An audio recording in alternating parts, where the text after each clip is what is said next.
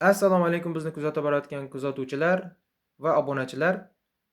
Avvalambor hammalaringizga rahmat. Bizni kuzatib borayotganingiz uchun, bizga obuna bo'lganligingiz uchun va tanishtirayotgan, tahlil qilayotgan kitoblarimiz bu manfaatli bo'lyapti va bu yog'ida ham manfaatli bo'ladi degan umidda davom qildiramiz. Tarixda bitta shaxs o'tgan. U Yevropa xaloskori. Yevropa xaloskori degan nomga va Fransiyada shunday asar ham yozilgan. Bu Men kim Sohibqiron Amir Temur asari. Sohibqiron Amir Temur, Men kim Sohibqiron Amir Temur asari jahon bestseller asaridan hisoblanadi va asar muallifi Marsel Brion. Buni juda tarixga yo'g'rilgan, badiiyat bilan yozilgan asar desa ham bo'ladi. O'qilishi yengil bo'lgan asar. To bolaligidan o'sha Xitoygacha yurishga bo'lgan davrgacha. U davrgacha qayerlar egallangan, qayerlarda qanday qiyinchiliklarga erishgan, o'sha kimlarni qo'llarida ishlab, dastlab mundarijada keltirilgandan mundarijasiga qarab bilsa bo'ladi, asarning qay darajada saviyali ekanligini. Bolalik davrlarida birinchi Shayx Ali degan insonga shogirdga tushishi, Shayx Alidan keyin Shayx Shamsiddin degan insonga shogird tushib, uni Shams surasi, ya'niki Shams surasini bir o'qib berganda yodlab olganligiga hayron qolgan ustozi seni kelajaging buyuk degan gaplar aytganligi. Undan keyin uni ustoz Bahrom deyishgan.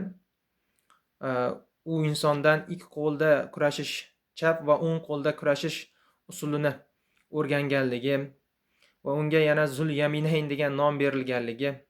Nom bersa ham bo'ladi shunaqa deb, chunki ikkita qo'lda kurashuvchi qurol ishlatib bilgan insonlarga Zul Yaminayn deyishgan.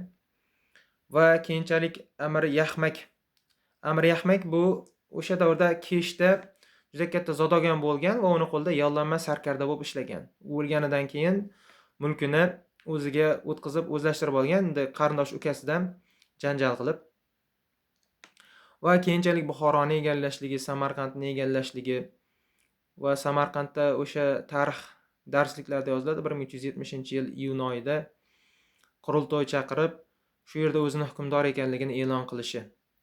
Va juda ko'p manbalarda keladi Amir Temurning Mo'g'ul, ya'niki Mo'g'ullardan degan qarashlar bor. Bunga sabab Amir Temurning o'zi men Chingizxon avlodidanman deb aytgan. Endi u davrda 14-15 yoki 13-asrlarda Chingizxon avlodidanman, Mo'g'ulman deyishlik juda qo'rqinchli bo'lgan. Masalan, hozirgi davrda men rusman yoki men amerikalikman desa, deb qo'yishadi. Deb qo'yishadi. Endi u davrda Mo'g'ulman deyishlik odamni qo'rquvga, junbushga solgan. Chunki o'sha Mo'g'ullar to Xitoydan Turkiyagacha bo'lgan, Misrgacha bo'lgan hududlarni, Arab xalifaligini tugatgan davlat hisoblanadi. Bizni diyorlarimizda Xorazmshohlar, ya'niki Jaloliddin Manguberdi davlatini tugatgan. Ana shu Teginlar sulolasini tugatgan o'sha Chingizxon avlodi hisoblanadi. Va undan keyin o'sha 1360-yildan boshlab sarkarda yurishlarni va harbiy yurishlarni boshlaydi. 1370-yilda o'sha Samarqandda Moronnahrda hamma joyni birlashtiradi. Va asarda kelishi bo'yicha bir 7-8 yillar davomida kayfu safoga berilib ketib qoladi Amir Temurning o'zi. Va 40 yoshidan keyin ikkinchi yoshlik davrini o'tkazadi. O'sha davrdan boshlaydi. Endi boshlaganda ham juda qattiq yurishlar bilan, juda jiddiy-jahd bilan boshlaydi. Eronni egallaydi.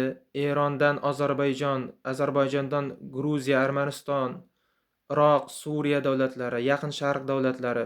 Bitta bora olmay qolgan ikkita armoni bor. Endi armonini o'zi Xitoyda endi bosib olishga harakat qilgan, lekin Falastin yoki Qudus hududini bosib ola olmagan, Falastinga bora olmagan degan gaplar bo'lgan. Endi Falastinga nima uchun bormagan? O'sha davrda musulmonlar qo'lida bo'lganligi uchun Falastin davlatiga, ya'niki Qudusga yurish qilmaganligi ayon. Endi biz ko'radigan bo'lsak, asarda shu darajada ko'p qiziqarli joylar beriladiki, Ozarbayjonga borganda yurishlarda noodatiy joylar borligi, buqa minib-yuradigan odamlar borligi, Hindistonga borganda faqat ayollar yashaydigan saroy borligi va o'sha Hindistonda Dehlini egallashdan oldin 3 ta shahar borligi.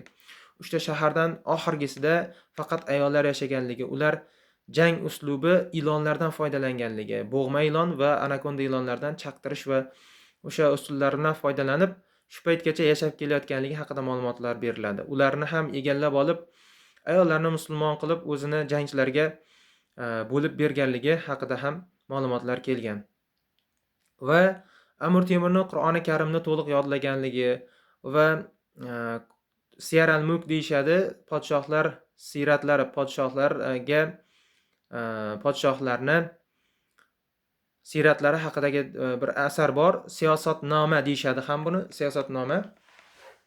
Siyosatnoma. Mana bu asar Nizomul Mulkning siyosatnoma asari bor. Mana shu asarni sevib o'qilganligi, qayta-qayta o'qiganligi haqida ham ma'lumotlar bor. Va undan tashqari, Marsel Bryondan tashqari Amir Temur haqida o'sha o'zini davrida arab va fors manbalarida, turk manbalarida asarlar yozilgan. Masalan, fors manbalarida Sharofiddin Ali Yazdi va Nizomiddin Shomiyning Zafarnoma asarlari bor. Arab manbasida Ibn Arabshohni Amir Temur haqidagi yurishlari haqidagi asarlar bor. Ibn Arabshohni Iroqdan olib kelgandi. Va yana bir hozirda ko'plab gap so'zlarda aylanayotgan bu kitob, Muqaddima kitobining muallifi Ibn Khaldun. U ham Amir Temur bilan zamondosh hisoblanadi. Va yana bir ispaniyalik sayyoh Samarqandga sayohat asari muallifi Ruben González de Clavijo ispaniyalik edi. Bu o'sha anaqadan chiqqanligi. Kastiliyadan, ya'ni Ispaniya oldingi nomi Kastiliya deyilgan. Va Italiya orqali, dengiz orqali, o'sha Eron orqali kelganliklari haqida asar Samarqandga sayohat asarida keltirib o'tgan. Endi Marsel Bryonning bu asariga keladigan bo'lsak, bu asar 600 betdan iborat asar hisoblanadi va o'qishlik asar. Nechinchi yilda qayerga yurganligi va necha ming askarlari bo'lganligi, Mo'g'ul hukmdori o'sha Shamsiddin Eltutmish bilan jang qilganligi, Loy jangi 1365-yil aprel oyida, may oyida. Va undan keyin bilamiz Boyazid bilan, Yildirim Boyazid bilan 1402-yilda urushganligi. Va undan tashqari asarda keladiki, Sheroz shahri, Erondagi Sheroz shahriga borganda Sheroziyni o'zini ilmi bilan lol qoldirganligi haqida ma'lumotlar keladi. Qanaqa qilib lol qoldirgan? Oli Imron surasini oxirgi oyatidan tepaga qarab o'qirganligi. Amir Temurning ko'pchilik aytadi, Qur'oni Karimni teskarisiga o'qiya olgan, shu darajada xotirasi kuchli bo'lgan inson hisoblanadi deyshadi. Va Amir Temur ko'plab janglarda yaralangan, o'sha bir oyog'i kalta bo'lgan Temurlang deb shunga ham aytishadi deyshadi. Amerikalik, rossiyalik yozuvchilar aytishadiki, Amir Temur birgina Moronnahrni Mo'g'ullardan qutqargan emas, balkim o'sha davrda Oltin O'rda degan Rossiyada joylashgan Mo'g'ullar davlati bor edi. O'shalarni ham quvib chiqargan, Rossiyani Mo'g'ullar zug'umidan qutqargan shaxs hisoblanadi deyshadi. Va Fransiyada Yevropa xaloskori nomi bilan oltin haykalcha qo'yilgan. Nimaga Yevropa xaloskori? Yildirim Bayazid bilan bo'lgan jangdan keyin Turkiya, ya'ni Usmoniylar davlati Temuriylar davlatiga o'lpon to'lab turgan. O'sha Suriya va Iroq davlatlarini egallagandan keyin ko'plab jangu jadallar olib borgan. Dehlini egallashlikda juda ko'plab qiyinchilik, chunki Hindistonliklarni bilamiz, filni qo'lga o'rgatishgan va 500 ta fil bilan chiqqanligi Amir Temurga qarshi, ularni ham yengganligi haqida ma'lumotlar keladi. Va Xitoyga yurish qilayotgan davrida 1405-yilda O'tiror shahrida vafot etadi. Va undan keyin farzandlari va nabiralari o'rtasida Temuriylar davlati jangu jadalda ichki nizo va bo'linmachilik bilan davlat tanazzulga yuz tutadi. Undan keyin Shayboniyxonlar davlati vujudga keladi. Endi Amir Temurning o'zi shaxsiyati juda kuchli inson bo'lgan. Otasini Amir Tarag'ayni unga vasiyati bor edi. Hech qachon ilm ahliga tegmagin, ularga homiylik qilgan degan vasiyati bor edi. Qayerga borishidan qat'iy nazar o'sha yerdagi olimlarga umuman qo'l tekkizmagan.